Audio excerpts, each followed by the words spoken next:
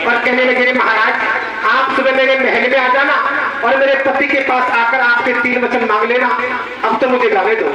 ब्राह्मण देवता को वहम आ गया, रानी देवती को रघु महाराज के पास भेज दिया, लेकिन ब्राह्मण देवता को सारी रात नींद नहीं आई कि कब सुबह होगा, कब रघु महाराज के महल में जाऊंगा और जाकर मेरे 3 वचन मांगूंगा। सुबह का टाइम हुआ, ब्राह्मण देवता ने जल्दी नहाया धोई की, दूसरे कपड़े बदले और रघु महाराज के महल में पहुंच गया। जाकर रघु महाराज को प्रणाम किया। रघु महाराज कहने लगे आइए ब्राह्मण देवता बैठिए।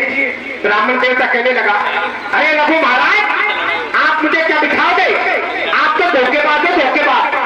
कि भैया मैंने कौन सा धोखा किया है, कि आपने नहीं तो आपकी घरवाली ने मेरे साथ धोखा किया है। कि भैया बात क्या है, कि कल आपकी घरवाली गंगा स्नान करने के लिए गई थी। कि हाँ भैया गई थी, तो उसने मुझे 3 वचन दिए थे, लेकिन तीनों वचनों से मुकर गई। मेरे सज्जनों ब्राह्मण देवता रघु महाराज को कैसे समझाते हैं और आगे क्या होता है रे, कैसे होता है भैया। अरे मैं राजा तेरी रानी ने का पाट भोसो की हो रे, कैसे भैया क्या राजा तेरी रानी ने का पाट भोसो की हो रे, गंगा नहाती ने बचाने मोह हो रे, राजा तेरे रानी ने का पाट भोसो की हो रे, गंगा नहाती ने बचाने मोह हो रे, राजा तेरे रानी ने का पाट भोसो की हो रे, गंगा नहाती ने बचाने मोह हो रे। रघु महाराज कहने लगे ब्राह्मण देवता यदि मेरी घरवाली ने आपको 3 वचन दिए हैं तो आपको जो कुछ मांगना है मुझसे मांगिए। कि रघु महाराज जो कुछ मांगूंगा वही मिलेगा, कि जो आपके दिल को भाता है वही मांगिए वही मिलेगा। ब्राह्मण देवता कहने लगा तो रघु महाराज देने के लिए तैयार हो जाओ। मैं पहले वचन में आपसे मांगता हूं कि आपकी घरवाली आज से मेरी घरवाली है। कि भैया ठीक है मेरी घरवाली मैंने आपको दी, क्या मेरी हो गई? कि हाँ भैया आपकी हो गई, वचन दूसरा मांगिए। ब्राह्मण देवता कहने लगा रघु महाराज वचन दूसरा मांगू? कि मांगे भैया। कि रघु महाराज मैं वचन दूसरे में आपसे मांगता हूं कि आपके पास जो कुछ भी है राज्य पाट खजाना धन दौलत सबको मेरे नाम कर दो। कि भैया ठीक है सब कुछ आपके नाम किया, वचन तीसरा मांगिए। ब्राह्मण देवता कहने लगा रघु महाराज वचन तीसरा मांगू? कि मांगे भैया। कि रघु महाराज मैं वचन तीसरे में आपसे मांगता हूं, मुझे आपकी शकल अच्छी नहीं लगती, आप इस महल को छोड़कर कहीं बियाबान जंगल में चले जाओ। मेरे सज्जनों गुरु वशिष्ठ लक्ष्मण जी को समझाने लगे कि लक्ष्मण ऐसा तो तेरा दादा था नहीं जिसने ब्राह्मणों के कहने पर अपना सब कुछ दान में दे दिया, लेकिन सुन एक दिना की बात, तेरा दादा सब कुछ दान में देकर भगवान का भजन करने के लिए जंगल में चला गया। जिस स्थान पर तेरा दादा भगवान का भजन करता उसी स्थान पर रोज इंद्र की परी विमान में बैठकर स्नान करने के लिए आती थी और स्नान करके वापिस इंद्र लोग चले जाते। प्रसन्न हुई और अपने साथ विमान में बिठाया और कैसे इंद्र लोग में जाती है और आगे क्या होता है रे, कैसे होता है भैया। अरे सुनाओ अभी एक दिन आके हाल सुनो, अभी एक दिन आके हाल सुंदर वन में ताल ताल पलट उठ के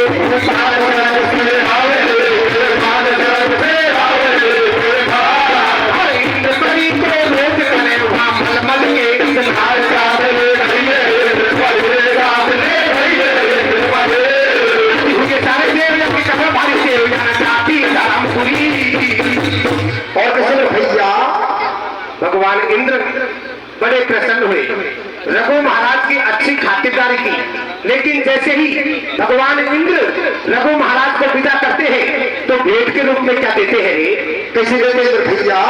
आप चौकी खातिर करी विदाई इंद्र ने कर दिया,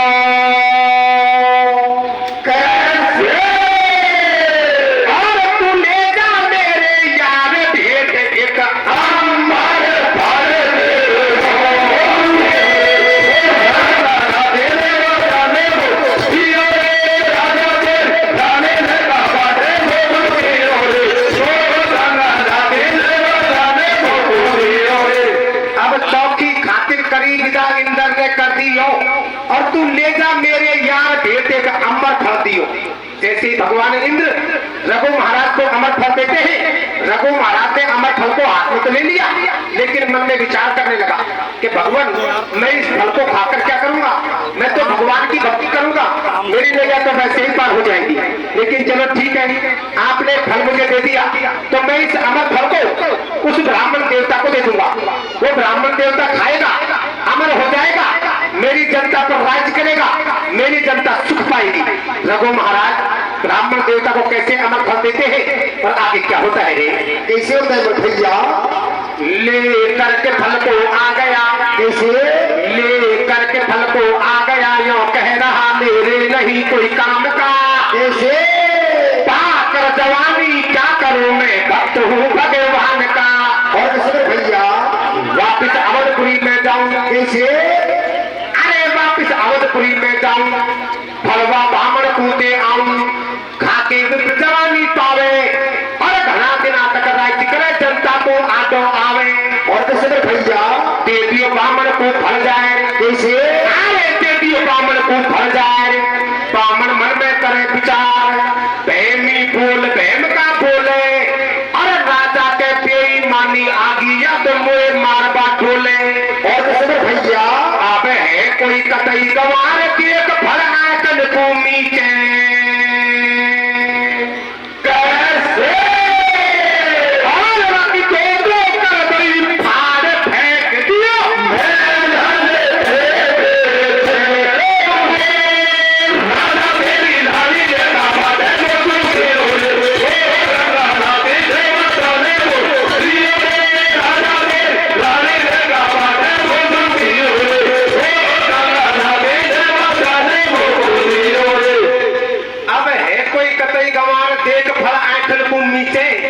और बाकी दो कर गई फाड़ फेंक दियो मेलन के पीछे।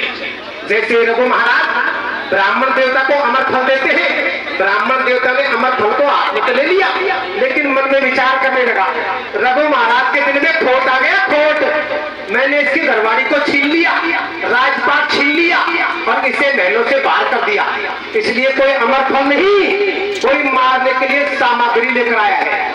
लेकिन मैं कोई ऐसा वैसा ब्राह्मण थोड़ा ही हूँ, मैं तो बड़ा ही ज्ञानी पुरुष पंडित हूँ, मैं फल को नहीं खाऊंगा। फल की दो फाड़ करी, महल के पीछे फेंक दिया।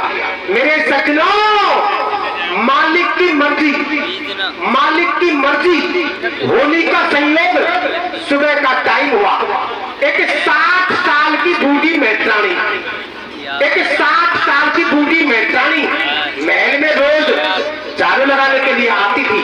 महल में झाड़ू लगाई, महल के पीछे गई, झाड़ू लगाने लगी, कैसे फल पाता है, कैसे वो खाती है और आगे क्या होता है। कैसे होता है भैया? भंगल झाड़ू देबा आवे। कैसे?